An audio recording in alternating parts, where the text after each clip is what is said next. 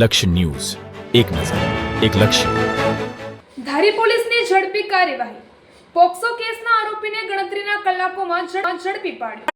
અમરેલી જિલ્લાના ધારી વિસ્તારમાં પોક્સો કાયદા હેઠળ નોંધાયેલા ગંભીર ગુનામાં ધારી પોલીસ દ્વારા ઝડપી અને અસરકારક કામગીરી હાથ ધરવામાં આવી છે. પ્રાપ્ત માહિતી મુજબ ધારી પોલીસ સ્ટેશન ખાતે એક ફરિયાદી દ્વારા પોક્સો અધિનિયમ હેઠળ ફરિયાદ નોંધાવવામાં આવી હતી, જેની ગંભીરતાને લઈને પોલીસ તંત્ર તુરંત એક્શનમાં આવ્યું હતું.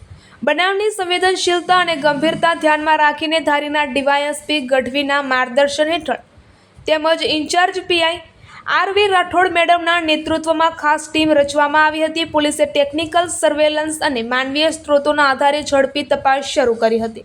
આ કાર્યવાહી દરમિયાન પોલીસે મુખ્ય આરોપી રૂપસિંહ ગોહિલ ઉંમર 23 વર્ષ રહે રાજકોટને ગણતરીના કલાકોમાં ઝડપી પાડવામાં સફળતા મેળવી છે. આરોપીની ધરપકડ બાદ ધારી પોલીસ ખાતે કાયદેસરની આગળની કાર્યવાહી હાથ ધરવામાં આવી રહી છે.